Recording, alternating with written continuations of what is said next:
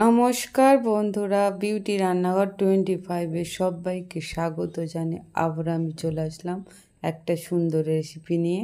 ভিডিওটি না টেনে সম্পূর্ণ দেখতে থাকুন। রেসিপিটার জন্য প্রথম আমি কড়াইতে দিয়ে দেব পরিমাণ মতো সাদা তেল। যেহেতু আমি তামিল স্টাইলে বানাবো তাই এখানে সাদা তেল দিয়েই বানাবো।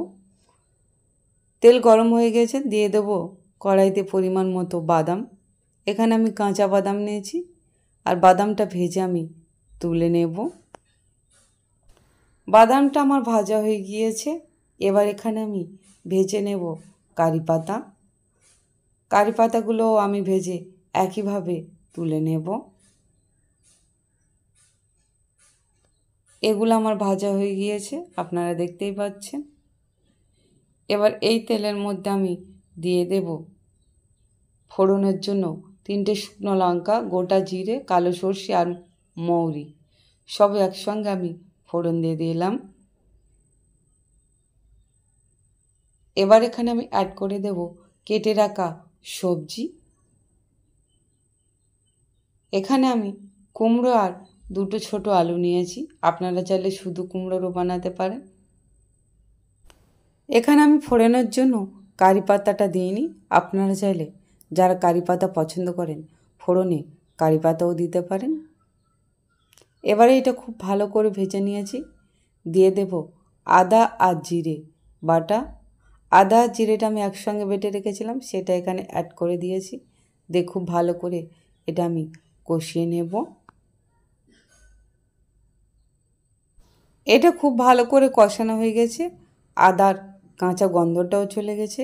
এবার এখানে অ্যাড করে দেব হলুদ। আপনারা চাইলে এখানে কাশ্মীরি লঙ্কা কালারের জন্য ব্যবহার করতে পারেন। আমি এখানে শুধু হলুদ দিয়ে দেব। দিয়ে এটা খুব ভালো করে আমি কষিয়ে নেব। এটা খুব ভালো করে কষানো হয়ে গেছে, সবজি থেকে তেল ছেড়ে দিয়েছে। দিয়ে দেব পরিমাণ মতো জল। জলটা দিয়ে আমি এটা একটু হতে দেব। দিয়ে দেব টেস্টের জন্য নুন স্বাদ মতো। এটা আমি বেশ কিছুক্ষণ হতে দেব, সবজিটা সেদ্ধ হওয়া পর্যন্ত। সবজিটা সেদ্ধ হয়ে গিয়েছে আর খুন্তিটা দিয়ে আমি এটা একটু ঘেঁটে দিচ্ছি সবজিগুলো। এবার এখানে আমি অ্যাড করে দেব ভেজে রাখা বাদাম। আপনারা দেখতেই পাচ্ছেন বন্ধুরা, তরকারিটা হয়ে আসার সময় দিয়েছি, তরকারিতে তেলও ছেড়ে দিয়েছে। এখানে দিয়ে দেব কুড়ানো নারকেল। সব শেষে আমি এখানে অ্যাড করে দেব সামান্য চিনি।